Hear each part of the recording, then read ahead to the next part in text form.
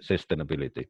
Kemudian komponen yang kedua dari sustainability tentunya adalah soal waktu, ya, efisien soal waktu. Artinya bahwa waktu yang diperlukan untuk running suatu proyek itu bisa dilakukan lebih pendek daripada sebelumnya. Itu artinya waktunya efisien. Kemudian yang tidak dilupakan yang namanya konsep sustainability itu adalah soal lingkungan, artinya ramah lingkungan, ramah terhadap lingkungan. Jadi nanti teman-teman bisa menilai sendiri nanti yang akan dipresentasikan oleh teman-teman muda kita terkait dengan building information modeling. Dia harus bisa mencakup 3 hal itu. Artinya dia harus bisa merangkum 3 hal itu. Artinya cost efektif, kemudian waktu yang efisien, dan ramah terhadap lingkungan. Itu sebenarnya kunci utama dari sustainability. Kalau BIM dikatakan bisa mendukung sustainability tapi tidak bisa mengakomodir dari 3 komponen itu, tentunya dia juga tidak bisa bicara tentang keberlanjutan. Ya, jadi nanti harusnya building information modeling itu bisa mengakomodir dari 3 komponen ini. Kemudian selanjutnya, kalau kita bicara sustainability, kita harus membandingkan dulu antara produk masa lalu dengan produk masa depan. Ini saya berikan salah satu contoh masa lalu sebuah proses desain. Ya, mungkin kalau anak-anak yang lahiran milenial mungkin tidak begitu mengenal hal-hal seperti ini, tapi kalau teman-teman yang seusia saya gitulah, bisa dikatakan senior gitu ya, kalau tidak mau dikatakan tua gitu ya, itu saya pikir sudah paham sekali lah tentang proses desain masa lalu.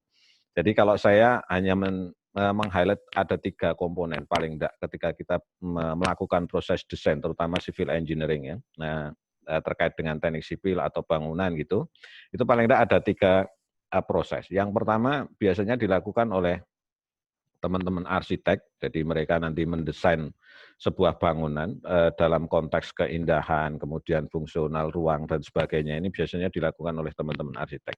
Jadi kalau zaman dulu itu biasanya masuk ke desain arsitek dulu, gitu ya, masuk desain arsitek dulu sampai selesai, kira-kira bentuk bangunannya seperti apa, fungsinya seperti apa dan sebagainya, ruangannya seperti apa, desainnya dan sebagainya, itu biasanya didesain oleh teman-teman arsitek. Itu tahap pertama. Kemudian setelah itu selesai, baru dari teman-teman arsitek itu kemudian dilemparkan ke teman-teman civil engineer biasanya. Kemudian di proses civil engineer itu nanti ada proses desain struktur, desain plumbing, mechanical electric dan sebagainya, itu termasuk teman-teman elektrik itu juga masuk di situ, kemudian cost estimator. Jadi nanti setelah dari arsitektur kemudian masuk ke desain civil design gitu, kemudian juga setelah civil design selesai, kemudian digabungkan nih desain arsitektur dengan civil design, kemudian digunakan untuk running pembangunan. Nah, running pembangunan sendiri masih banyak yang harus dilakukan, jadi nanti sebelum teman-teman membangun itu juga harus membuat shop drawing, as-built drawing, dan sebagainya gitu ya. Jadi paling tidak ada 3 tahap itu. Kemudian selama proses pembangunan itu juga masih ada koordinasi nih. Jadi proses pembangunan itu masih ada koordinasi dengan civil engineer, masih ada koordinasi dengan arsitek gitu. Itu proses masa lalu itu kira-kira seperti itu. Ini yang saya sebut sebenarnya tidak efektif, karena ada, kalau teman-teman lihat, itu ada saya kode T1, T2, T3, itu saya sebut dengan waktu transfer 1, waktu transfer 2, waktu transfer 3. Artinya ketika desain itu selesai dari teman-teman arsitek, dia butuh waktu untuk ditransferkan ke teman-teman civil engineer. Itu butuh waktu. Jadi menjelaskan dan sebagainya itu butuh waktu. Kemudian kalau sudah selesai dari desain sivil, itu kemudian dia disampaikan ke teman-teman kontraktor untuk membangun, itu juga butuh transfer waktu yang cukup panjang. Ada proses transfer knowledge di situ. Kemudian ketika membangun ada masalah, itu juga teman-teman kontraktor itu harus berdiskusi lagi dengan teman arsitek, teman-teman civil engineer dan sebagainya, itu masih dalam tahap diskusi itu. Jadi paling tidak ada waktu-waktu yang terbuang, T1, T2, T3. Ini yang saya sebut dengan biaya transfer atau waktu transfer. Dan ini cukup melelahkan, pekerjaan ini cukup melelahkan. Karena kadang gini, kalau ada desain arsitek yang tidak pas dengan desain strukturnya, itu nanti harus balik lagi ke teman-teman arsitek. Teman-teman arsitek kemudian memperbaiki, kemudian balik lagi ke sivil. Kemudian kalau ada gap antara struktur dengan lapangan, itu juga harus bolak-balik terus gitu. Kira-kira kalau masa lalu desainnya seperti itulah. Jadi banyak sekali time atau waktu biaya transfer yang hilang dan menjadi biaya menjadi tambah, waktu menjadi lebih panjang gitu ya. Kira-kira kalau proses desain masa lalu seperti itu. Kemudian kalau masa depan, proses desain itu seperti ini sebenarnya. Masa depan itu saya beri kata kunci sebenarnya untuk proses desainnya itu adalah build before build. Kalau orang menyebutnya itu build before build. Jadi membangun sebelum membangun gitu ya. Jadi membangun sebelum membangun. Contohnya seperti apa? Ini saya beri contoh. Ini ada sebuah bangunan ya, sebuah bangunan. Kalau teman-teman lihat dia tampaknya sudah real gitu ya, seperti real nyata. Padahal ini adalah proses dari rendering. Proses rendering sebuah bangunan. Jadi bangunan didesain dengan menggunakan software tertentu, kemudian di-render gitu ya. Hasilnya renderingnya seperti itu. Kemudian ketika dibangun, realitinya seperti itu. Gitu. Artinya kalau zaman sekarang itu orang sebelum membangun itu harus membangun dulu ya. Di ranah digital harus dibangun dulu, kemudian setelah itu selesai baru dibangun di ranah realita. Kira-kira seperti itu. Proses masa depan itu seperti itu. Nah, yang bisa melakukan ini ada sebuah tools ya, sebuah model namanya Building Information Modeling. Nah, Building Information Modeling itulah nanti yang bisa mendukung teman-teman untuk bisa build before build, jadi membangun sebelum membangun. Kenapa itu bisa dilakukan? Karena sekarang konsep desain dengan menggunakan Building Information Modeling itu dimensinya itu sudah menjadi 7 dimensi.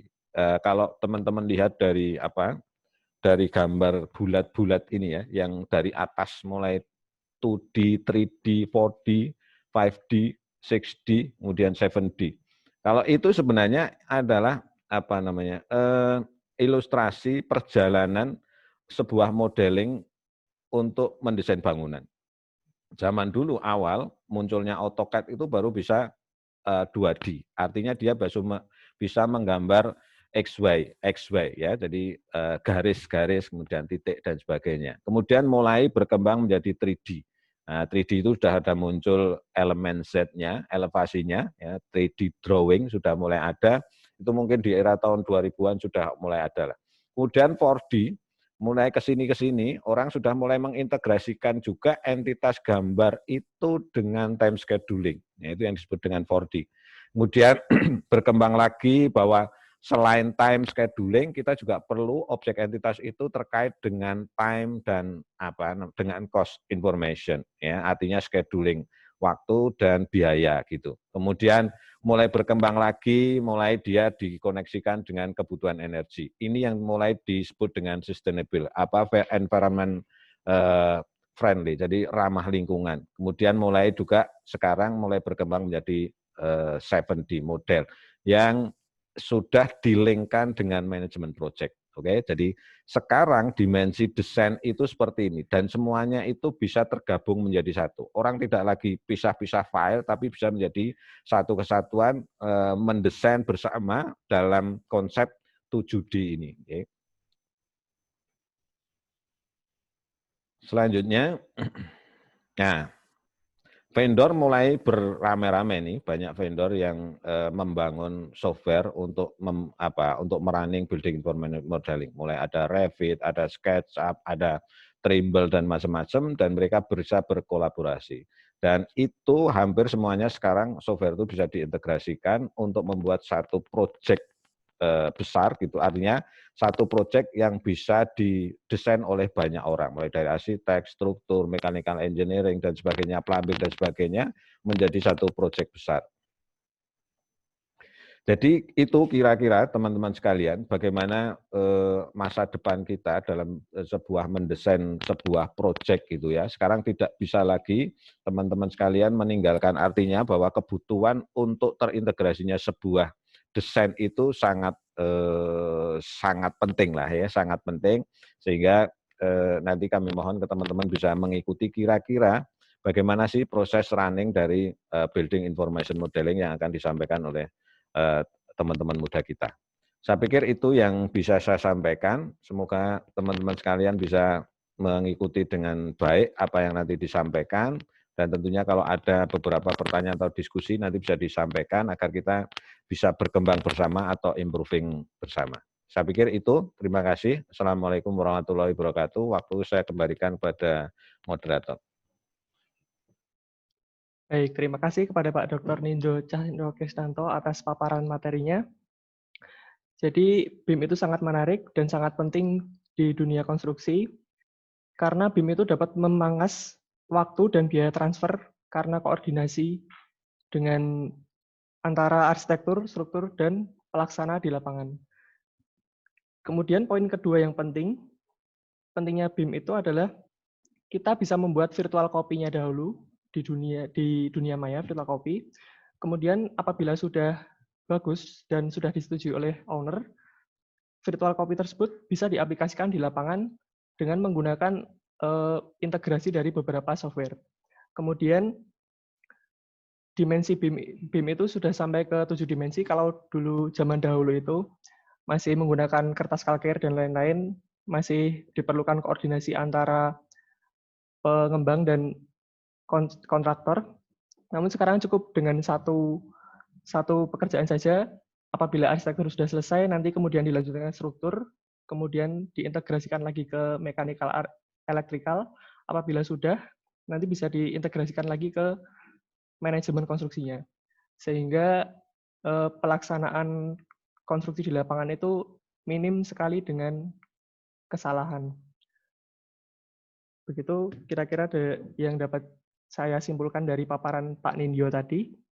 Untuk yang kedua, pemateri kita adalah dosen muda dari Teknik Sipil Universitas Jana Badra.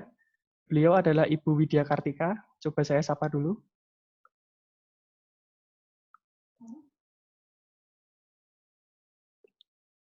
Bu Widya Kartika, bisa unmute speakernya. Ya, halo. Ya, sudah siap ya Bu Widya Mas Kartika? Ilham. Ya, Ya, siap. jadi Bu Widya Kartika ini masih sangat muda. Beliau adalah Perempuan asli Jogja, lulus S1 Teknik Sipil di Universitas Islam Indonesia, kemudian langsung melanjutkan S2 Magister Teknik Sipil di Universitas Islam Indonesia. Beliau baru 26 tahun, tetapi sudah banyak sekali pengalaman pekerjaan. Mulai dari 2016 hingga saat ini, mulai dari draftsman sampai hingga tim leader. Nah, Bu Ika ini nanti akan menyampaikan materi apa, Bu Ika? Tentang BIM for Sustainability dan Kubikos. Ya. Oke, jadi kalau Pak Nindyo tadi keynote speech-nya tentang betapa pentingnya BIM, nah kita akan menyimak paparan materi dari Bu Widya Kartika oleh vendor BIM, yaitu Glodon Kubikos. Mohon teman-teman bisa menyimak paparan ini, dan apabila ada pertanyaan silahkan disampaikan ke chat room. Terima kasih. Waktu saya persilahkan kepada Bu Widya Kartika.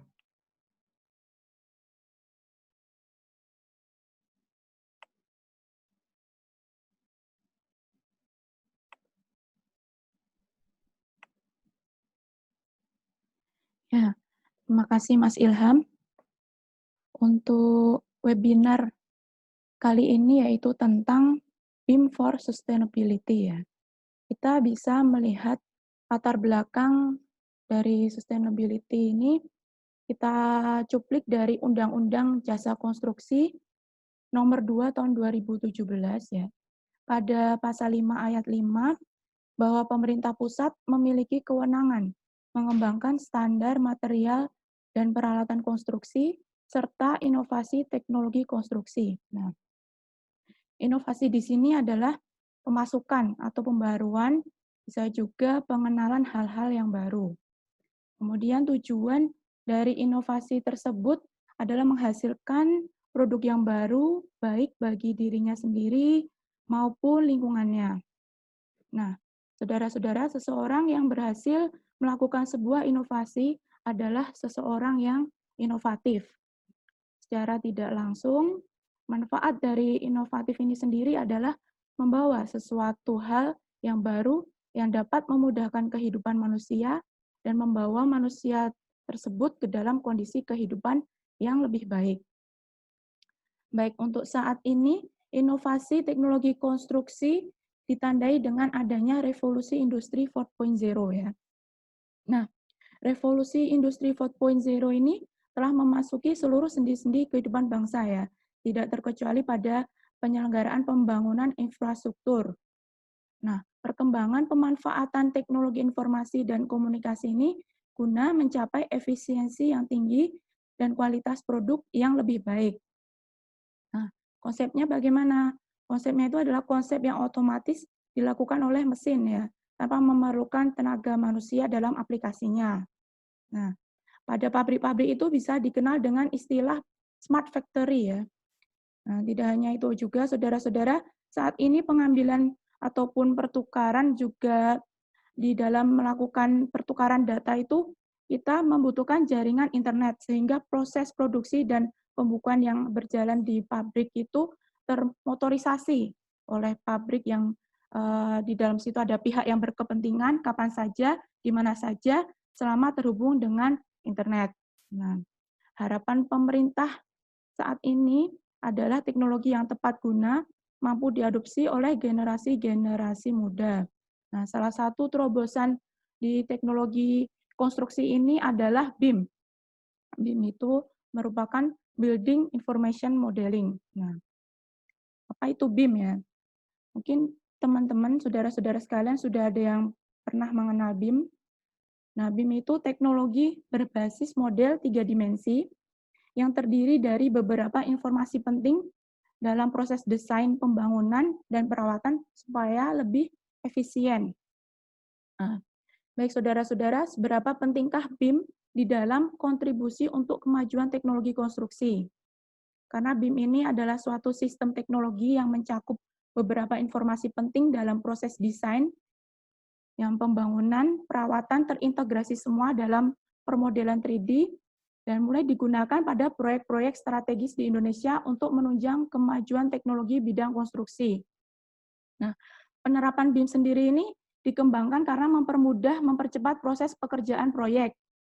Salah satu keunggulan dari BIM ini karena integrasinya informasi dari berbagai disiplin ilmu dalam satu permodelan 3 dimensi. Nah, saudara-saudara sekalian, orang umum mungkin lebih mudah membaca proyek 3 dimensi dibandingkan dengan 2 dimensi ya. Dengan gambar 3 dimensi, owner proyek akan lebih mudah memahami gambar teknis yang diajukan oleh kontraktor tersebut. Nah, kemudian BIM ini sebaiknya digunakan dari tahap permulaan atau tahap desain sampai ke dalam tahap pelaksanaan konstruksi, karena akan sangat disayangkan apabila pemanfaatan BIM ini tidak maksimal karena bisa mengurangi waste di fase pelaksanaan konstruksi ini. Nah, baik saudara-saudara sekalian, manfaat BIM ini yang pertama adalah memudahkan pemahaman. Nah, di sini BIM mempunyai visual 3 dimensi sehingga memudahkan pemahaman terhadap rencana gambar yang dibangun gitu ya. Dan juga penggunaan BIM ini akan mempermudah menghitung volume pekerjaan dengan cepat ya dan akurat gitu ya. Akurasi dalam perhitungan. Gitu. Karena penggunaan BIM ini tidak hanya sekedar menampilkan gambar animasi bangunan saja, tapi lebih kepada managing informasi proyek secara cepat dan akurat gitu ya. Akurasi dalam perhitungan ini karena untuk menghindari waste atau kurang hitungan ya. Misal di proyek ini di pelaksanaannya tuh lebih ke zaman dulu itu metode konvensional. Kalau sekarang itu BIM itu kita bisa mengurangi waste atau kurang hitung besi gitu ya di pelaksanaannya gitu. Jadi sangat jarang ditemukan tidak sempurna ya, inkonsistensi karena terdapat perbedaan persepsi untuk perhitungan volume pada perencanaan karena harus beberapa kali rapat dengan perencana karena kewajiban mereka itu tidak sesuai dengan kontraknya ya. Jadi BIM ini sangat-sangat akurasi dalam perhitungan dan menghindari kesalahan mulai dari perencanaan hingga pelaksanaan. Karena dari ketiga ini memudahkan pemahaman, akurasi dalam perhitungan, kemudian menghindari kesalahan dari tahap perencanaan hingga pelaksanaan, kita bisa menghemat waktu ya. Waktunya bisa berjalan sesuai rencana. Gitu ya, saudara-saudara. Nah, kemudian di sini ada software BIM, contoh software BIM ini ada banyak ya teman-teman, saudara-saudara sekalian. Ada Tekla, ada Revit, kemudian SketchUp, dan lain sebagainya. Dan di sini ada Kubikos ya. Nah, Kubikos ini software yang diproduksi oleh Glodon International ya. Ini dari Cina, Cubicos ini. Nah, Cubicos ini ada 4 produk. Nah, sebelumnya Cubicos ini untuk memproduksi, membantu menghitung quantity ya. Jadi untuk QS engineer atau estimator, ya pasti beberapa dari kalian juga udah tahu Cubicos ya, untuk menghitung pembiayaan konstruksi itu. Dan di sini produk di sini ada 4, ada Cubicos TAS, Cubicos TRB, Cubicos TMI, dan TBK. Dan Cubicos TAS ini adalah Cubicos Take Off Architecture and Structure ya. Digunakan untuk take off quantity pada elemen arsitektur serta tahap-tahap finishing-nya gitu ya teman-teman. Dan untuk Cubicos TRB ini dipakai untuk pembersihan penulangan secara akurat gitu. Jadi kita bisa mengetahui kuantitinya. Dan untuk TME ini, take off mechanical electrical, ini untuk membantu take off quantity mechanical ya pada electrical plumbing-nya. Dan TBK ini manfaatnya untuk pembuatan bill of quantity pada pembiayaan konstruksi gitu. Nah, kemudian teman-teman untuk tantangan implementasi BIM sendiri, kita tidak ada persyaratan yang pada permintaan proyek itu. Jadi contohnya gini, pada regulasi BIM ini kita melihat di peraturan Menteri PUPR nomor 22 tahun 2018 ya, penggunaan BIM sendiri sudah diwajibkan untuk bangunan gedung dengan kriteria luas di atas 2.000 meter persegi dan di atas 2 lantai gitu. Nah, kalau untuk di bawah ini, di bawah 2.000 meter dan 2 lantai ini kan tidak ada permintaan. Itu artinya kita yang pemerintah yang memiliki proyek di bawah itu tidak ada syarat-syarat tentang BIM ini sendiri gitu. Jadi masyarakat ini, SDM ini kurang ya. Dan yang kedua ini alur kerja pengguna terbiasa dengan penyusunan gambar dimensi gitu. Karena terbiasa dengan penyusunan gambar 2 dimensi, itu kita harus menciptakan tenaga ahli BIM gitu ya. Baik saudara-saudara, untuk menciptakan tenaga ahli SDM yang handal, yang berkompeten itu kita butuh pelatihan-pelatihan, seminar, atau bisa short course, workshop, kemudian di kurikulum ini ada berita tentang Kementerian PUPR ya, di tahun 2019 itu kalau tidak salah, Kementerian PUPR itu sudah meminta kepada Kemenristek Dikti untuk dibuatkan kurikulum ya. Jadi ini tuh ada kuliah seperti permintaan kuliah pilihan gitu sebanyak 2 SKS, tapi untuk saat ini belum dapat berlangsung ya sepertinya.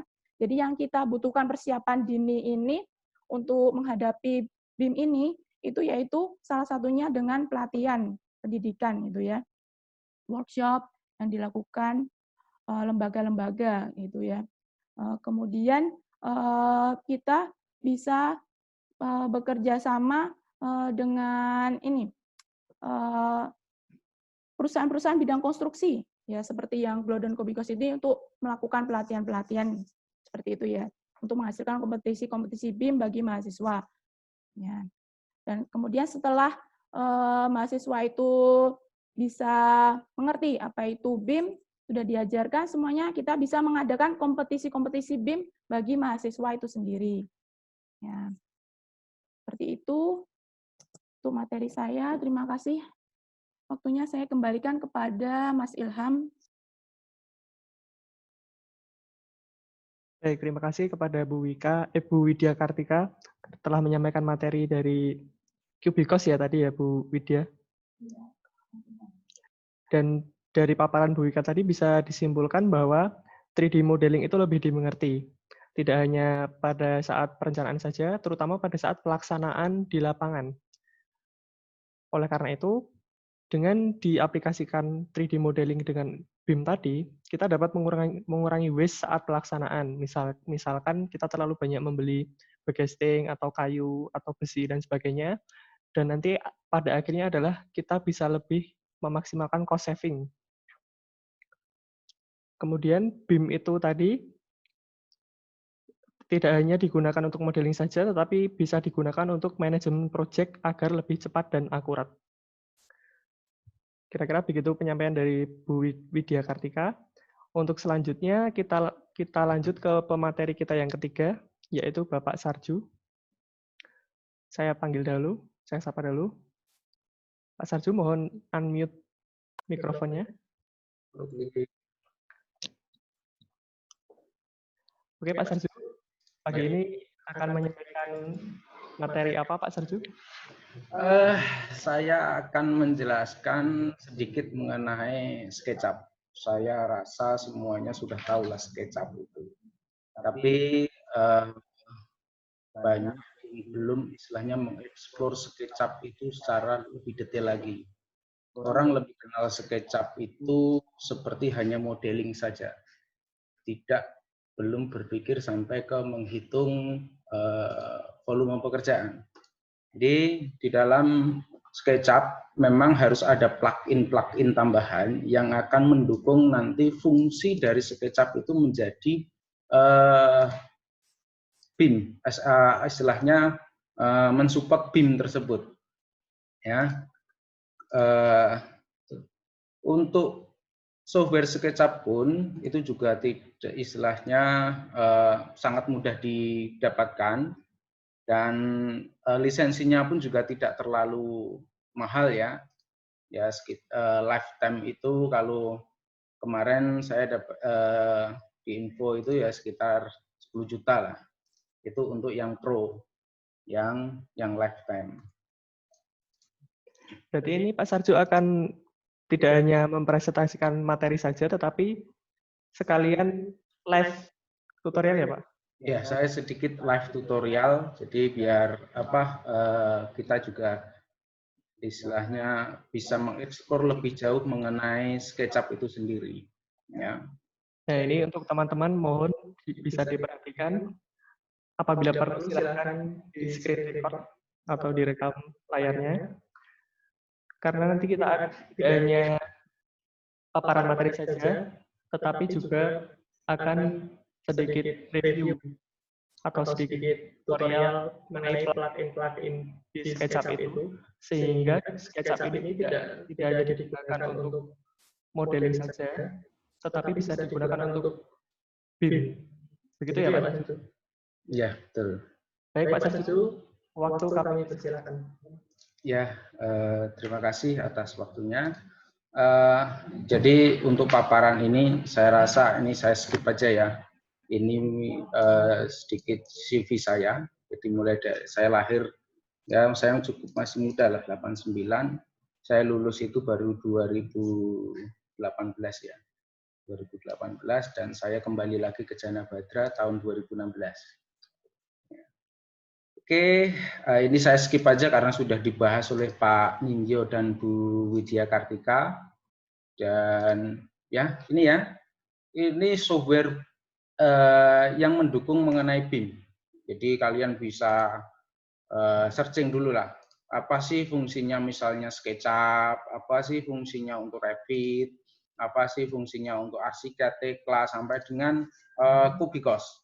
Kubikos ini saya pun juga pernah istilahnya melaksanakan pelatihan. Di sini dia lebih ke condong ke 5D. 5D itu jadi kita sekalian membuat modeling sebuah bangunan, tapi juga kita bisa akan mendapatkan nanti BQ-nya, bill of quantity-nya.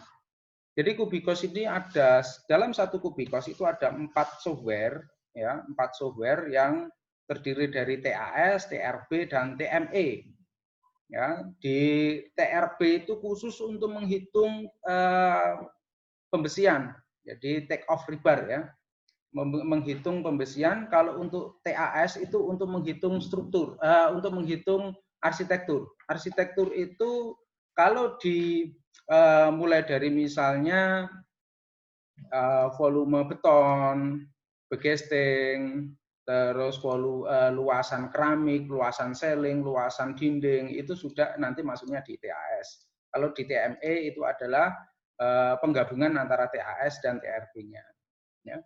Ini yang sudah tadi yang sudah dijelaskan sama Bu Widya Kartika. Sekarang saya mengenai SketchUp ini. Siapa sih yang nggak tahu mengenai SketchUp itu ya? SketchUp itu lahir pertama kali tahun 2000.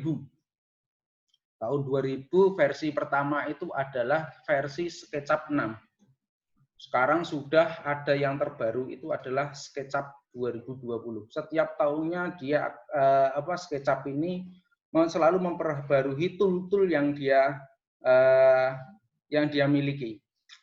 Dan di SketchUp ini memang harus ada bantuan plugin, ya, harus ada tambahan plugin yang akan mendukung nanti fungsi dari berfungsi sebagai BIM, software BIM, ya. Jadi kalau SketchUp tanpa plugin ya sama aja istilahnya tidak akan bisa mendukung. Nah, ini adalah tools pada SketchUp. Ini adalah tools awalnya atau tools standar di luar V-Ray. V-Ray ini adalah sudah merupakan plugin.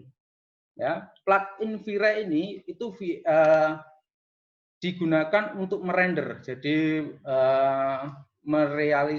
merealisasi atau membuat realistik dari model yang kita buat. Ini juga harus ditambah dulu, harus diinstal dulu plugin-nya. Sekarang sudah ada plugin terbaru terkait mengenai render, yaitu Enscape untuk SketchUp. Dimana kalau dulu V-Ray itu masih kita kenal kalau hasil V-Ray, hasil render V-Ray ya bentuknya hanya JPEG, PNG ya. Kalau Enscape itu sudah dalam bentuk video. Dan Enscape terbaru itu sudah dalam versi BIM, ya. Tapi ya sebenarnya juga tidak terlalu mahal, sekitar untuk lisensinya itu sekitar $100 per tahunnya, $100 per tahunnya untuk Enscape. Ya, ini adalah toolnya, mulai dari di sini ada line, ada rectangle, circle, sampai dengan dimension. Ya, dimension. Ini adalah tool standarnya. Ini adalah beberapa tools tambahan atau plugin tambahan. Plugin tambahan ini ada, ini saya sebut tadi di awal itu adalah Enscape. Ini adalah Sandbox, ini adalah plugin bawaan, ya, plugin bawaan. Tapi kalau versi lama apabila dia tidak ada bisa cari di webnya SketchUp langsung di 3D di extension warehouse. Kalian bisa mengeksplor di situ. Ada sekitar 20 plugin gratis dari SketchUp. Terus di sini ada yang namanya 1001 bit tool. Nah, ini ada dua versi. Itu ada tanpa Pro dan ada Pro. Bedanya apa? Kalau dengan 1001 bit tools tanpa Pro, di sini tidak ada modeling yang untuk membuat fondasi. Jadi secara otomatis kita tidak perlu membuat modeling fondasi, misalnya footplat, terus fondasi batu kali. Di situ kita tinggal menggambarkan atau mengisi dari dimensi fondasi kita. Nanti saya akan menjelaskan demonya sedikit ya. Di sini terus sampai dengan kita membuat atap. Ya, atap. Di sini lebih atapnya itu spesifik untuk atap limasan. Jadi kalau untuk atap lana nanti bisa masuk di dalam profil builder. Ya, ini juga bagian dari plugin juga. Ini plugin. Ya, terus nanti jarak ranknya, jarak usuknya ini sudah ada di 1001 bit tool itu bit tools tersebut. Ya, di sini juga ada plugin tambahan. Kalau kita sebagai seorang arsitektur, ini sudah ada model kitchen, ya, model kabinet, kitchen sink, kabinet bawah, kabinet atas, terus krannya seperti apa, kompornya mau kompor listrik atau kompor apa, itu sudah ada di SketchUp. Jadi sekarang itu kalau kita mau membuat modeling di dalam SketchUp itu sangat enak dan sangat mudah sekali. Ya, tinggal kita istilahnya kreatif saja lah, kreatif dalam hal mencari plugin-plugin yang mendukung nanti kita membuat modeling tersebut. Ini adalah contoh dari plugin tersebut. Jadi kalau kita mau membuat sebuah fondasi di sini ya, kita tidak usah membuat tidak usah menggambarkan profilnya dulu. Kita tinggal membuat mengisi ukurannya. Di sini sudah ada B1, W1, B2, H1. Di sini kita tinggal mengedit saja. Ya, di situ. Terus, nah, ini kalau kita berpikir misalnya membuat atap, membuat genteng, membuat rangka atap itu lama, di sini di plugin tersebut, di plugin 1001 Pitch Tool sudah ada pluginnya. Jadi kita tinggal klik sudah jadi. Jarak rengnya kita ukur, kita tentukan, jarak usuknya kita tentukan, sudah jadi. Jadi di sini pun kita nanti bisa menghitung, oh berapa sih kebutuhan reng kita, berapa sih kebutuhan usuk kita. Di situ, ya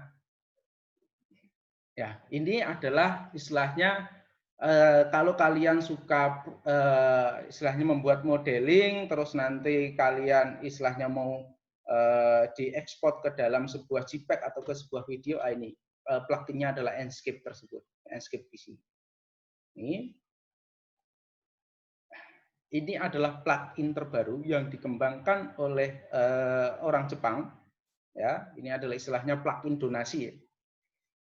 Di sini sekarang di dalam SketchUp kita sudah langsung bisa menghitung RAB-nya.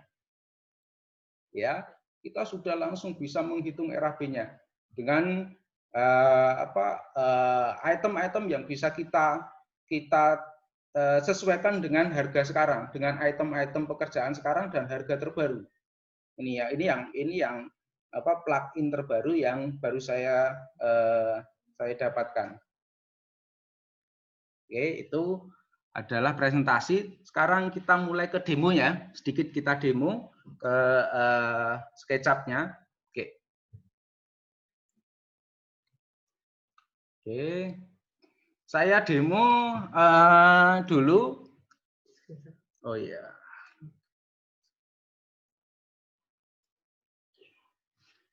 Nih, misalnya kalau kalian misalnya iseng-iseng ingin membuat kontur gitu ya, membuat kontur. Kalau dulu kita kenal dengan istilahnya Civil 3D, terus ada Surfer, ya, ada Surfer. Terus di dalam SketchUp di sini kita juga bisa langsung menentukan, kita bisa langsung menghitung, membuat sebuah kontur itu dari Google Map. Ya, kita tidak perlu survei. Misalnya kita mau lihat kontur di suatu daerah misalnya. Oke, misalnya saya ingin mencoba membuat sebuah kontur di yang datarannya yang ekstrim ya, biasanya di pegunungan di Dieng gitu. Oke. Pak, mohon izin. Ya. Itu di sebelah kanan di layar kami blank hitam. Mungkin mohon untuk di disable, Pak. Gimana? Ya, terima kasih. Oke, sudah? Sudah, Pak.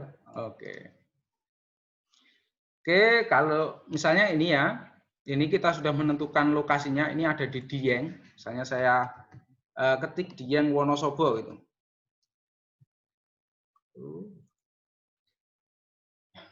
Ini adalah Dieng. Siapa yang belum pernah ke Dieng? Ya sekali-kali pernah ke Dieng lah. Mungkin kalau sudah pandeminya berakhir nanti bisa main-main ke Dieng. Ini saya saya ambil contoh coba di area yang mungkin ada jalan dan salurannya. Oke, di sini ya. Ini adalah sungai, di sini adalah jalan. Oke. Ini saya ambil lokasinya ini, saya pilih select region. Nah, di sini kalian bisa menentukan ya, mau ambil seberapa, ya terserah, mau besar, kecil atau ya seperlunya saja. Ini bisa kalian geser-geser, kalian bisa pilih sendiri. Oke, kalau sudah dipilih seperti ini, kita tinggal import saja. Ya, oke, kalau sudah kita oke. Ini tadi yang sudah kita pilih, tempat yang sudah kita pilih, ini sudah langsung ada di SketchUp. Ini ya, sudah langsung ada di SketchUp. Oke, sekarang akan kita lihat bentuk konturnya seperti apa. Gampang, kita tinggal klik saja di sini. Ya, toggle terrain. Langsung keluar kan? Yang area sungai dia lebih rendah, jelas kan? Yang di sini perbukitan, langsung kelihatan. Jadi lebih mudah, lebih istilahnya menyenangkan lah dalam membuat sebuah model atau membuat sebuah perencanaan di dalam SketchUp tersebut. Oke. Ini terus misalnya bagaimana kalau kita misalnya mau membuat sebuah kontur dalam bentuk garis. Oke, kita coba dulu misalnya ini apabila kita klik dia warna tepinya ini adalah merah, artinya ini di lock ya, di lock. Jadi dikunci. Oke, sekarang kita klik kanan, unlock saja dulu. Kalau sudah, kita copy dari dari kontur tersebut. Setelah itu kita explode.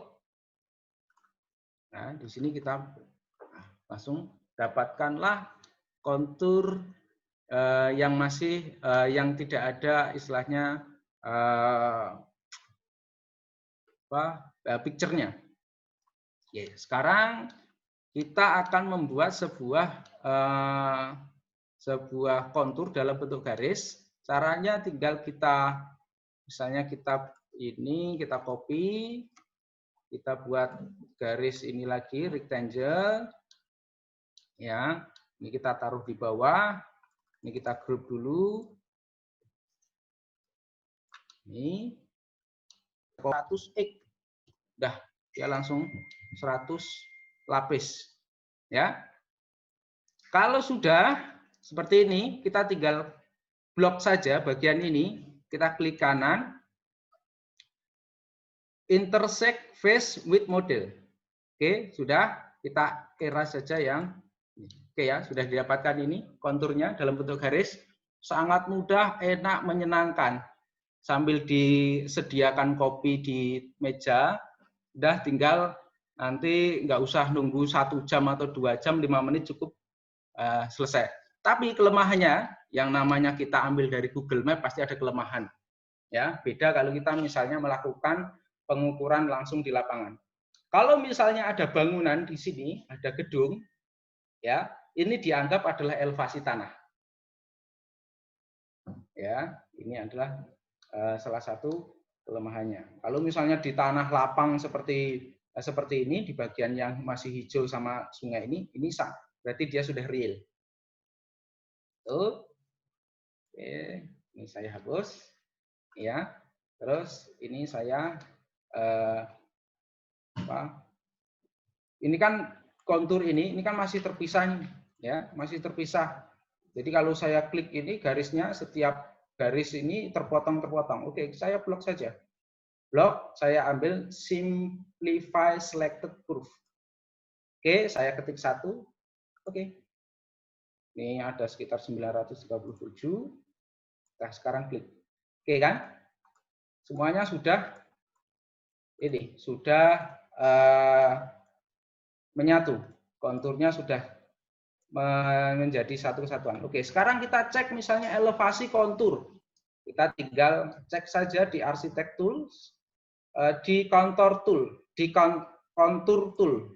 Ya, kita klik di sini. Oke, berarti dia ada di elevasi 16 di atas misalnya 16,26.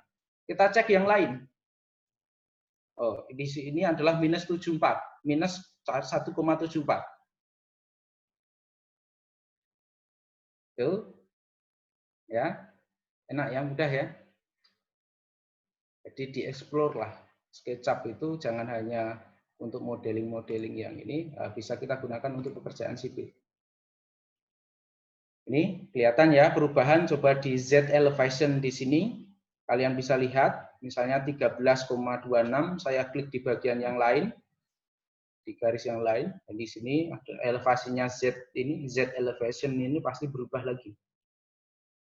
Ini adalah sedikit demo untuk plugin Sandbox. Ya.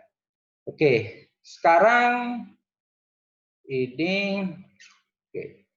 Kalau misalnya kita mau membuat sebuah model, misalnya membuat sebuah bangunan, contoh,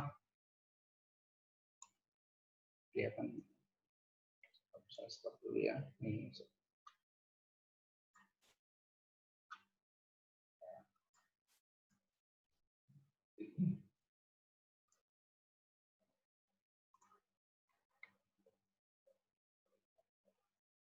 Misalnya kita mau membuat sebuah bangunan seperti ini, mau membuat sebuah model seperti ini, mulai dari kita membuat sebuah fondasi sampai dengan atapnya, oke.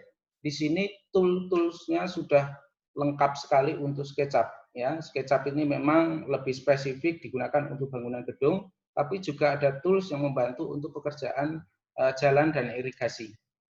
Oke, misalnya contoh ini.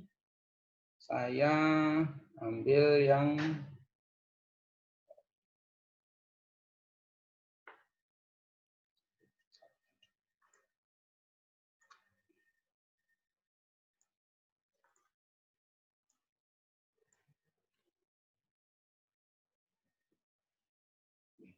misalnya ini ya.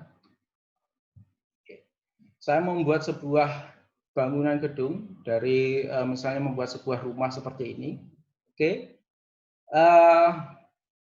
Jadi di sini sudah ada plugin yang membuat misalnya atau kita mau membuat sebuah struktur mulai dari footplat.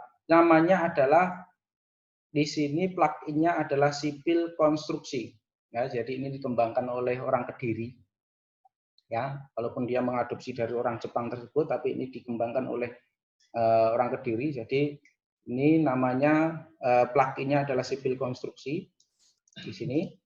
Nah, di sini kalian mau membuat apa? Misalnya kalian mau membuat fondasi, kalian tinggal masuk aja di dalam elemen bangunannya itu, misalnya fondasi beton. Oke. Fondasi beton tersebut kalian dimensinya berapa? Misalnya kalian mau membuat dimensi sendiri, ya, kalian mau menentukan dimensi sesuai dengan perencanaan kalian sendiri, tinggal di editor table aja kita pilih. Nah, di sini banyak sekali mulai dari kita membuat girder besi, balok besi, kolom besi, sampai dengan plat lantai. Ya, tadi misalnya fondasi beton, di sini misalnya saya ingin membuat footplat dengan dimensi 1x1 ketebalan 30 cm. Oke, saya tambah, misalnya di sini saya rename ini footplat 1x1 di sini. Nah, ini sudah ada ketentuannya. Tinggal kalian pilih, tinggal kalian ubah saja. Misalnya C, ketebalannya berapa? Oh, di sini ketebalannya 300 karena di sini dalam satuan mili ya, dalam satuan mili 300 berarti sudah 30 cm. Oke. Kalau kalian mau ubah misalnya 50, 40, 20 bisa langsung aja diketik misalnya 25, 250. Klik, kita pilih klik di bagian huruf A di sini ya, misalnya. Oh, lebarnya ternyata sudah 1 meter. Oke, misalnya mau kalian ubah misalnya jadi 1,2. Tuh, kalau sudah klik aja, nah di sini yang B misalnya juga 1,2 tersebut. Oke kan? Sudah. Kalau sudah, tinggal kita simpan saja. Sini. Oke, kita keluar saja. Nah, otomatis di sini akan langsung keluar. Footplat 1x1. Ya, 1x1. Kalau kita mau menggambarkan, tinggal klik saja. Kita gambar di sini. Klik, keluar langsung footplatnya. Mudah, tidak perlu tidak perlu istilahnya harus membuat model satu persatu. Oke, misalnya, oke, Dari sini kita bisa melihat berapa sih nanti volume untuk food plot tersebut, ya. Berapa volume untuk food plot tersebut? Tinggal kita misalnya pilih dari food plot tersebut, klik kanan. Di sini ada auto RAB. Auto RAB di sini, ya, auto RAB di sini. Ini adalah kita bisa melihat berapa volumenya untuk food plot tersebut, area sampai dengan berat beton bertulang. Jadi kalau misalnya di sini ini kan beton. Kalau kita menggambarnya dengan sipil konstruksi, dia langsung terdetek bahwa dia adalah beton.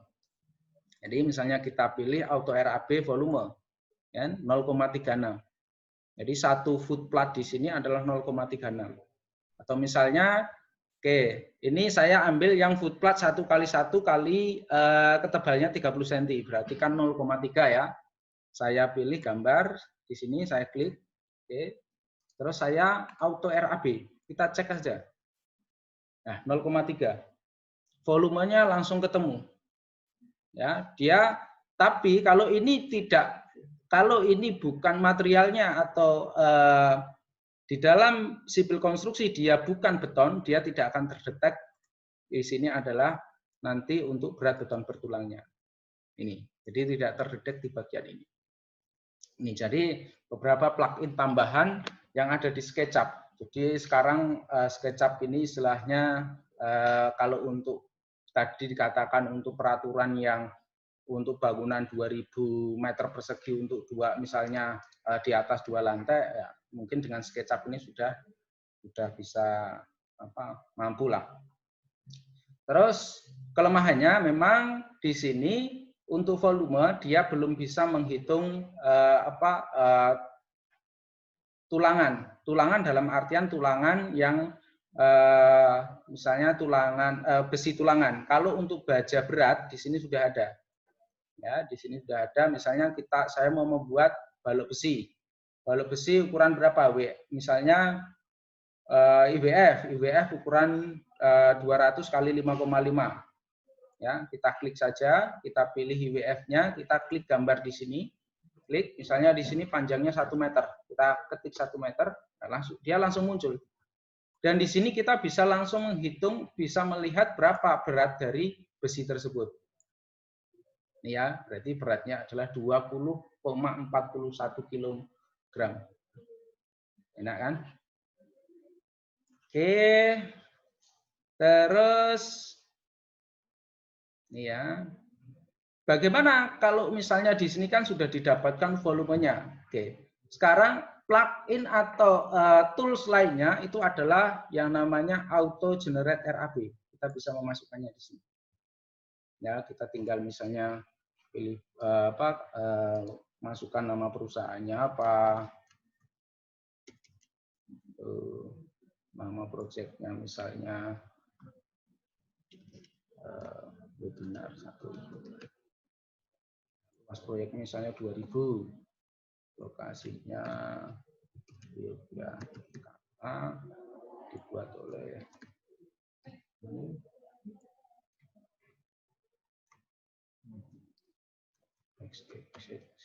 Oke, kita simpan.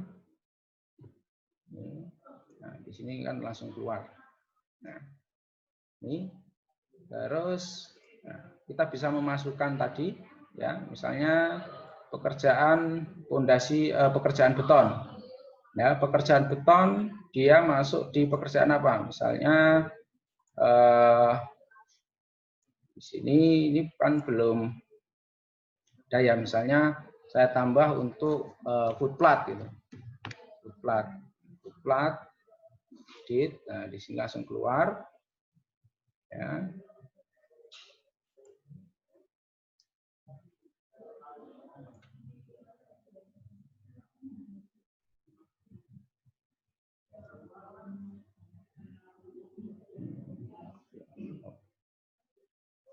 Ya, misalnya di sini pekerjaan fondasi, pekerjaan beton.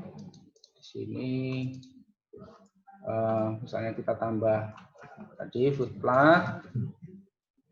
Harganya misalnya untuk foot plot, ya, untuk foot plot misalnya kita harus mempunyai SNI di luar SketchUp ini. Jadi sudah ada daftar rekapan analisanya. Misalnya harganya adalah 3 juta per meter kubiknya. Ini. Volume ya, tadi volume yang ada di footplate di sini, ya, footplate-nya ini adalah volumenya 0,3. Oke, nah, kita copy, kita masukkan ke sini. Ya, satuannya adalah meter kubik. Ini total harganya, tinggal kita input. Ya. Ini tidak terdetek karena harus koma. Oke.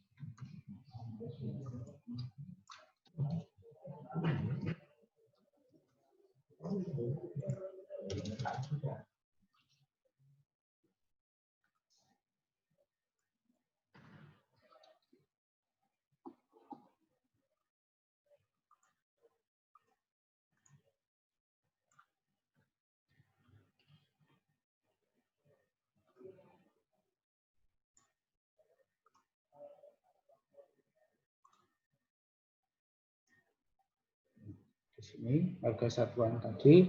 Nah, kalau sudah nanti keluar ya total harganya di sini, RP di sini tidak boleh diklik dulu sampai kita selesai untuk menginput total dari biaya tersebut. Itu. Terus di sini selain dari footplate kita bisa membuat misalnya di sini adalah kolom ya.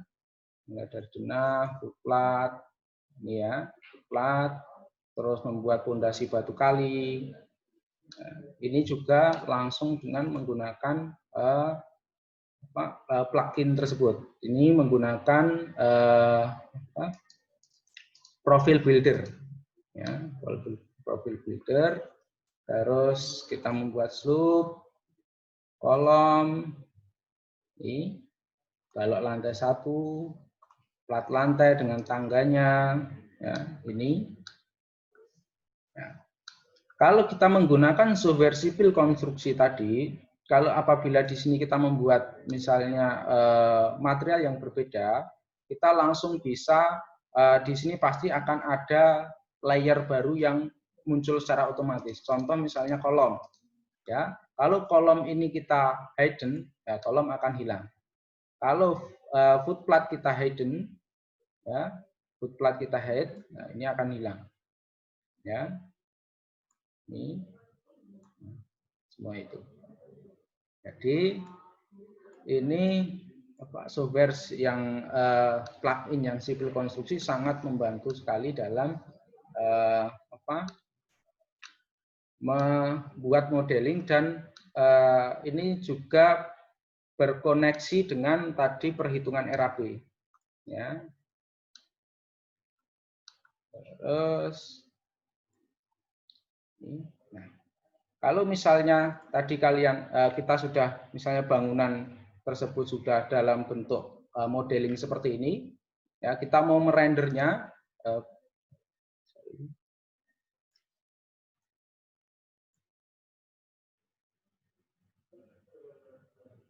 sudah. Nah, misalnya kita mau merendernya dalam bentuk JPEG atau video. Misalnya kita mau merendernya dalam bentuk video, kita tinggal pakai plugin yang namanya Enscape tadi. Kita tinggal start Enscape.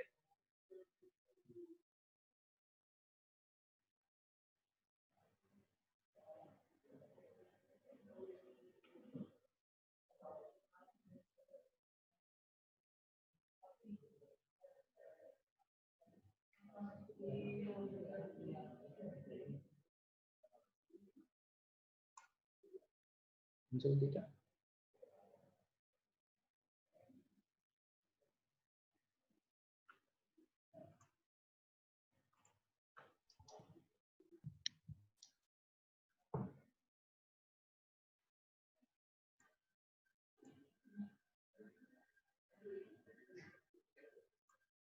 Ya.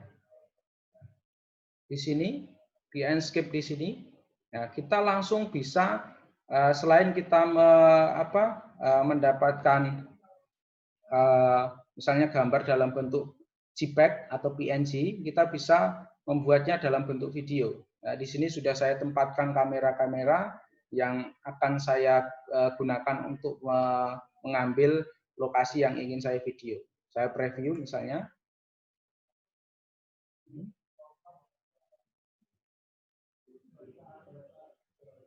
Dan ini lebih karena dia include di dalam SketchUp-nya, jadi kita mengaturnya itu lebih gampang.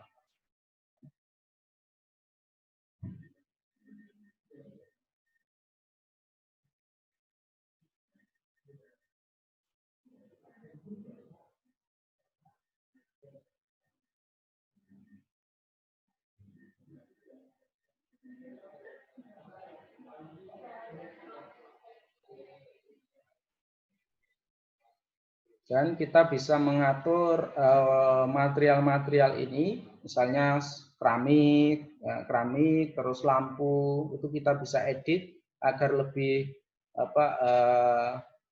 real lagi. Jadi memang nanti hasil untuk renderannya juga lebih bagus.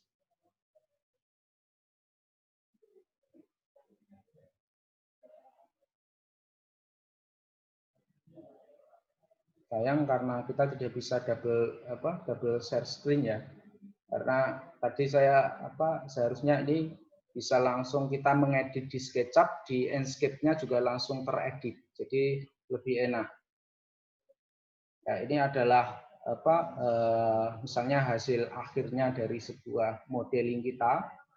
Ya. Jadi yang dikatakan Pak Ninjo tadi adalah misalnya build before build, yaitu membangun sebelum membangun. Dan kita akan tahu nanti misalnya potensi kita mau meletakkan sebuah posisi dari closet, posisi dari saklar, lampu, itu yang bagusnya di mana, intensitas wattnya berapa, ini bisa kita atur di sini. Kita bisa atur di dalam Enscape-nya.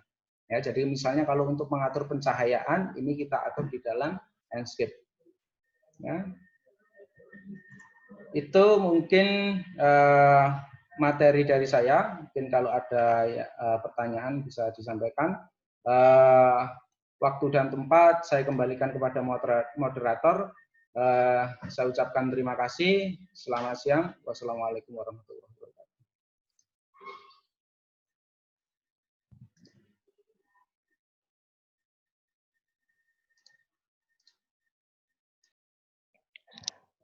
Baik, menarik sekali ya tadi paparan materi dari Pak Sarju tentang SketchUp.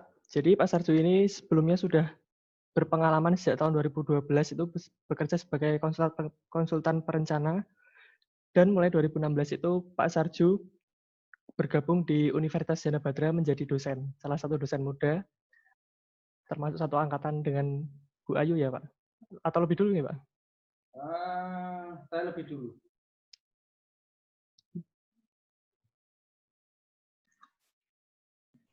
Ya, saya lebih dulu tahun 2016 baru Bu Ayu, Pak Reza dan Bu Widya Kartika. Oke Pak. Ya terima kasih. Ini untuk selanjutnya kita akan lanjut ke sesi tanya jawab. Yang pertama ada pertanyaan dari Bapak Sulung Ambang.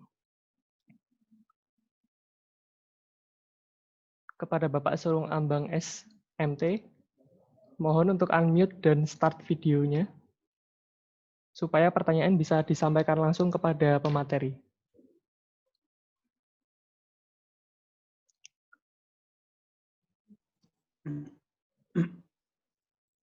Ya, silakan Pak Sulung Ambang.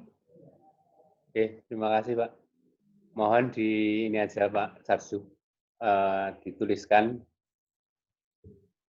plugin apa yang digunakan di sana, jadi untuk kami bisa tahu dan fungsinya apa. Mungkin saya juga pakai SketchUp, tapi plugin-pluginnya belum selengkap ini. Jadi, informasi ini sangat bermanfaat, Pak. Terima kasih, Pak Sarju. Ya, Kira-kira Pak. itu aja. Terima kasih. Ya. Oke, saya share screen dan nanti saya perlihatkan, nanti tolong bisa difoto ya, Pak ya.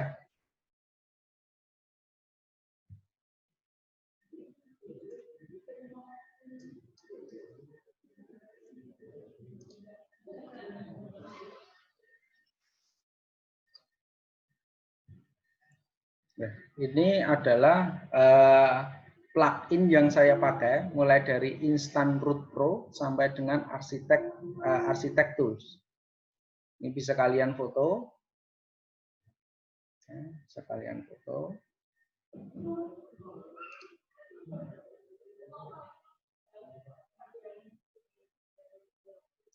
Oke.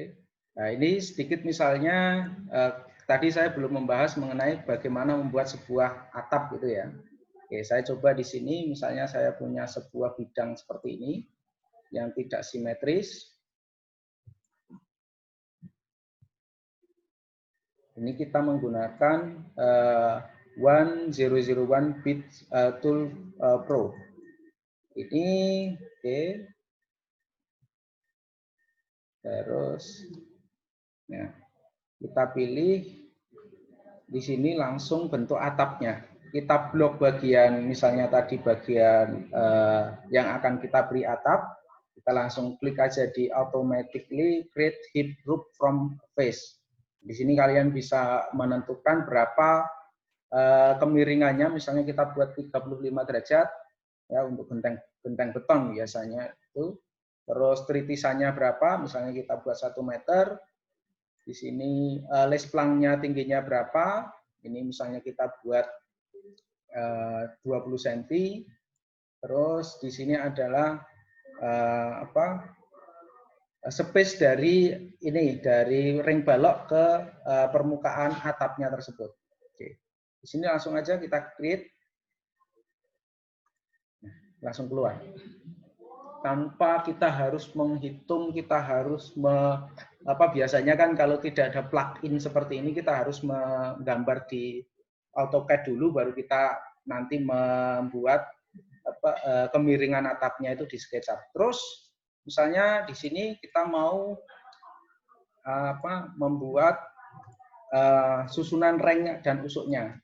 Ini tinggal kita blok aja area atau face-nya itu, kita pilih di sini. Automatically create rings and rafter. Di sini kita bisa menentukan, ya, kalian bisa menentukan, misalnya ranknya dimensinya berapa, jaraknya berapa, terus usuknya ranknya berapa, jaraknya berapa, bisa kalian langsung tentukan, kita hitung. Terus misalnya kita create. Oke.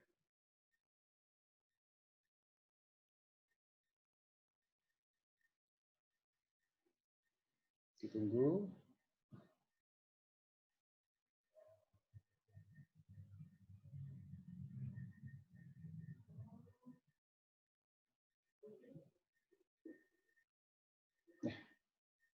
Langsung ya, kelihatan di sini usuk dan ranknya.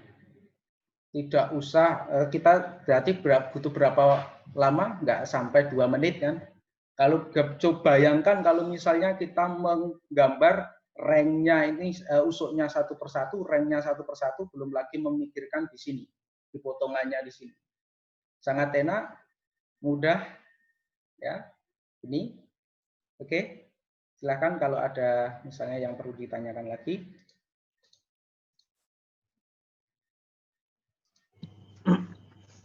Sedikit lagi, Pak. Maaf, Pak Sarju. Terkait dengan memperoleh plugin RAB, plugin atap itu dari mana, Pak Sarju? Saya bisa dapat dari mana? Oh ya. Kalau untuk plugin tersebut bisa login di Sketchunesia, Pak. Sketchunesia. Iya.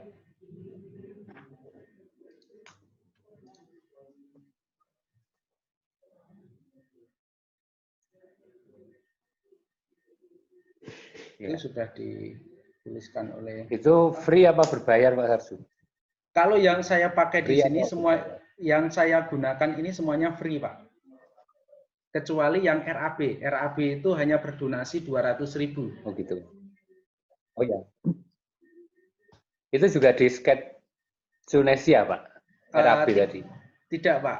Itu langsung ke nanti Waskita saya perlihatkan dulu di sini.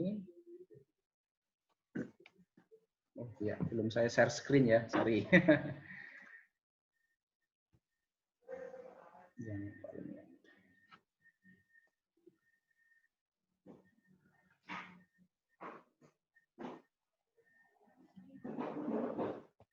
Ya, bisa kalau untuk plugin RAB ini kalian bisa dapatkan di sini rumahwaskita.com.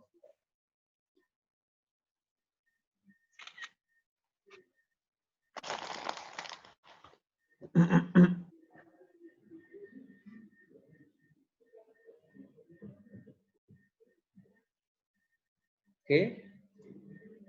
Ya, terima kasih Pak Sarju. Bentar. Ya, sama-sama. Terima kasih Pak. Ya.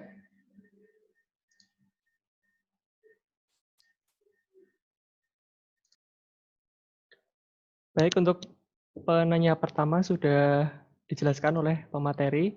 Kemudian saya panggil penanya kedua, yaitu Bapak Sultan Bima. Mohon untuk mengaktifkan video dan mikrofonnya. Silakan, Pak. Halo, selamat pagi.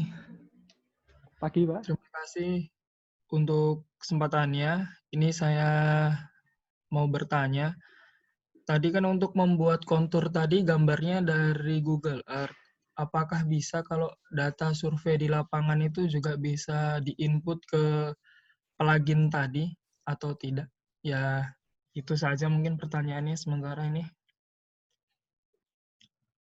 Ya, langsung saya tanggapi. Jadi kalau yang bisa diimport ke SketchUp itu selain dari Google Earth itu adalah dari CAD, Pak. Jadi sudah dalam bentuk gambar CAD baru bisa dijadikan kontur di dalam SketchUp tadi. Kalau berarti dari data di lapangan kita input di CAD lalu diimport lagi ke SketchUp. Iya. Baik, Pak. Oh, maaf, Pak. Tadi yang Sketsup-nesia itu gimana ya? Sketsup-nesia itu di Google, Pak, nyarinya atau di mana? Google, Pak. Itu semuanya yang menggunakan SketchUp sudah familiar lah. Di situ banyak sekali plugin-plugin. Kalau saya cari itu satu malam nggak akan habis, Pak, untuk cari plugin saja di Sketsunesia tersebut. Baik, Pak. Terima kasih, Pak, jawabannya. Dan demikian dari pertanyaan dari kedua. Dan Pak Sarju ini sangat berpengalaman di arsitektur. Beliau sudah menjadi konsultan perencana sejak 2012. Jadi beliau telah menemukan banyak cara untuk mempermudah pekerjaannya. Sehingga pekerjaan Pak Sarju ini dapat dibantu oleh link BIM ini. Saya awalnya itu hanya tahu SketchUp itu untuk membuat sketsa saja. Tapi setelah mengikuti seminar ini dan paparan dari Pak Sarju, saya baru tahu kalau ternyata SketchUp itu dapat dikembangkan lebih jauh menjadi aplikasi BIM. Ini ada satu pertanyaan lagi Pak Sarju dari Bapak Zulfadli ya. Monggo Pak Zulfadli untuk mengaktifkan mikrofon dan videonya. Kami persilakan untuk menyampaikan pertanyaan langsung kepada Bapak Sarju. Baik, terima kasih Pak Sarju untuk paparannya. Ya, saya punya 2 pertanyaan. Yang pertama berkaitan dengan sertifikasi keahlian di bidang BIM ini, Pak. Apakah secara khusus ada? Karena yang pernah saya dengar bahkan ada levelingnya, BIM 1 sampai BIM berapa 5 kalau tidak salah. Itu yang pertama. Yang kedua, apakah untuk yang berkaitan dengan aplikasi pemodelan ini bisa dilakukan untuk kawasan begitu. Jadi misalnya kita merencanakan suatu kawasan, gambaran ke depan misalkan diketahui sempadan bangunan, jalan dan sebagainya, ketinggian bangunan. Kemudian kita ingin memodelkan di kawasan di masa yang akan datang kawasan tersebut dengan standar-standar yang sudah ditentukan tersebut, apakah bisa menggunakan aplikasi ini atau tidak. Demikian Pak, terima kasih. Iya. Oke, langsung saya tanggapi. Jadi kalau untuk sertifikat BIM itu adalah sertifikat softwarenya, Pak. Kalau kemarin saya mengikuti pelatihan itu dari Glodon, dari Kubikos. Jadi kita dalam bentuk misalnya kita masuk ke level basic sampai dengan nanti level pro, seperti itu, Pak. Jadi kalau untuk level yang untuk BIM istilahnya dia sertifikat khusus, dia langsung menjelaskan BIM secara keseluruhan tidak, tapi dalam spesifik. Misalnya dia yang dia pakai software apa gitu. Jadi misalnya implementasi 5D for BIM untuk software Kubikos seperti itu. Terus pertanyaan kedua tadi, apakah bisa untuk misalnya perencanaan kawasan? Kalau untuk SketchUp ini sangat fleksibel, Pak. Jadi modelingnya, kita membuat modeling itu di dalam SketchUp itu bisa mulai dari kawasan, terus sipil, mechanical, ya, terus electrical, semuanya sudah ada. Tinggal kita mencari plugin untuk mempermudah model tersebut saja, Pak. Tuh. Dan misalnya kalau untuk kawasan ini sudah didukung tadi, plugin yang saya pakai adalah Architect Tools. Begitu jawaban dari saya. Mungkin kalau ada pertanyaan lagi. Cukup, terima kasih Pak.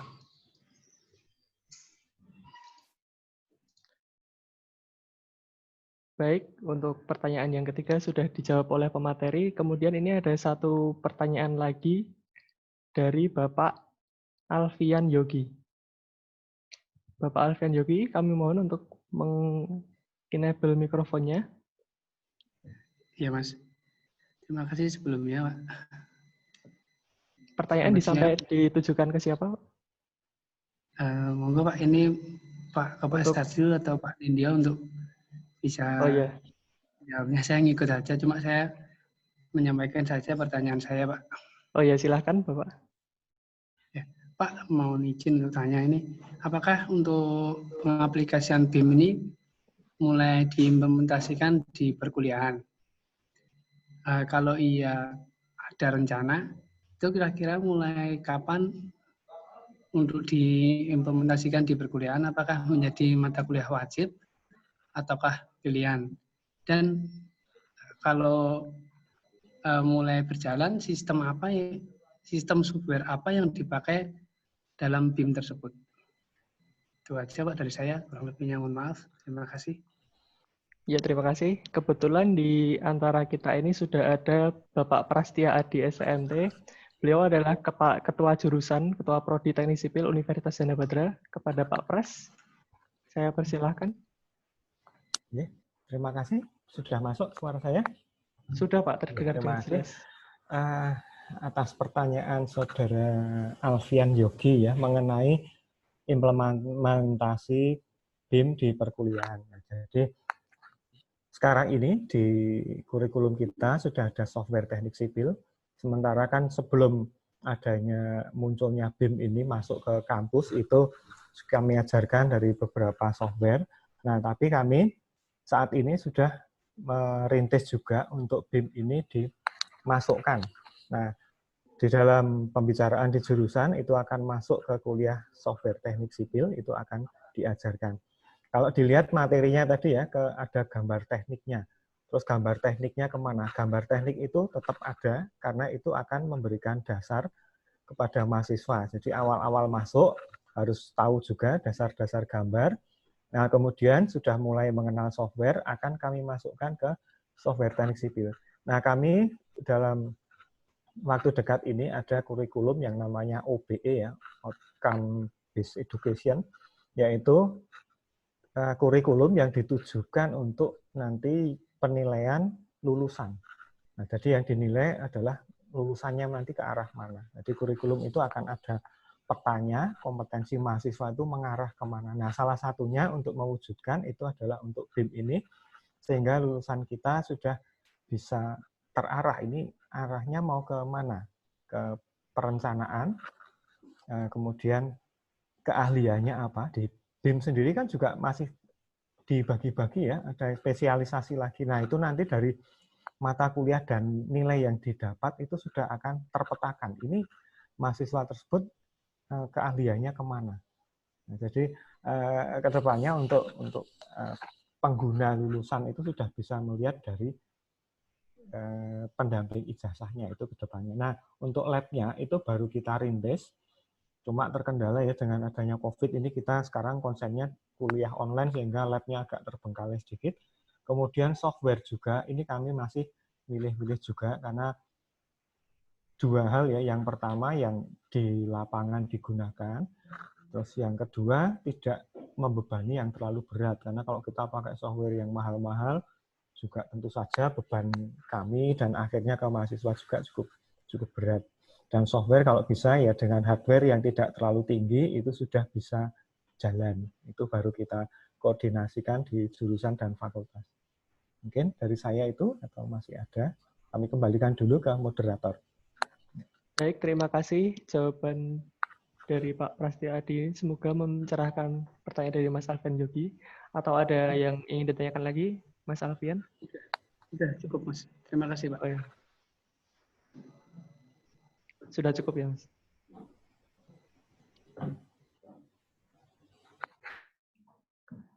Nah, tidak terasa kita sudah mencapai penghujung acara karena sudah ada 4 penanya tadi dan kita ada keterbatasan waktu di sini, sudah menunjukkan jam 11 sesuai jadwal kita awal tadi. Webinar ini akan diakhiri jam 11. Sebelumnya kami minta teman-teman semua untuk melakukan presensi. Presensi itu bisa linknya bisa dilihat di video. Silahkan klik di browser atau di HP s.id/presensibim. Tolong diperhatikan huruf besar kecilnya itu, dan kemudian mohon untuk diisi dengan benar, terutama untuk nama dan alamat emailnya, dikarenakan nanti materi dan sertifikat akan kami kirimkan melalui email tersebut. Jadi, sekali lagi kami mohonkan untuk mengoreksi kembali sebelum dikirimkan form tersebut, agar penulisan nama email dan nama Anda sudah betul. Untuk selanjutnya, saya mohonkan kepada seluruh peserta agar mengaktifkan videonya, supaya kita melakukan dokumentasi terlebih dahulu. Kami mohon untuk mengaktifkan videonya.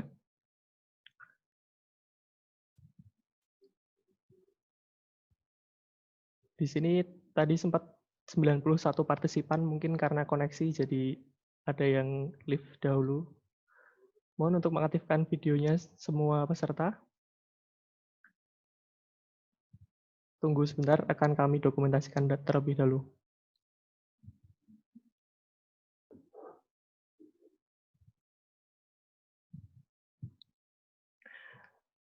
Baik, terima kasih Bapak Ibu telah mengikuti webinar ini. Nantikan webinar seri selanjutnya dari kami. Untuk informasinya bisa dilihat di halaman website kami teknik.janabadra.ac.id atau di Instagram kami @fakultasteknik_UJB. Dan video rekaman webinar ini akan kami upload di channel YouTube Pusat Pengembangan Kompetensi Universitas Jana Badra. Sesuai yang saya sampaikan di link tadi, mohon untuk subscribe agar mendapat notifikasi apabila materi ini telah kami upload. Dan apabila Bapak Ibu menghendaki untuk mengikuti pelatihan, untuk Pusat Pengembangan Kompetensi sendiri sudah siap untuk mengadakan pelatihan BIM ini. Tidak hanya SketchUp, tidak hanya Glodon, tapi nanti juga bisa software lain, misalkan Etaps, SAP, dan lain-lain itu kami sudah siap untuk mengadakan. Dan demikianlah acara webinar ini.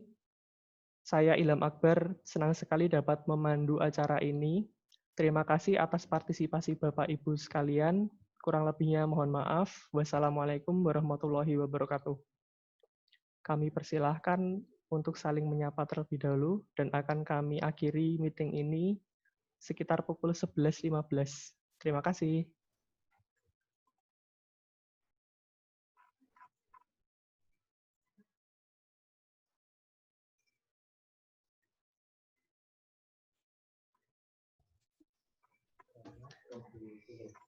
Link pendaftaran akan kami sampaikan melalui chatroom juga. Jadi para peserta tinggal mengklik link tersebut.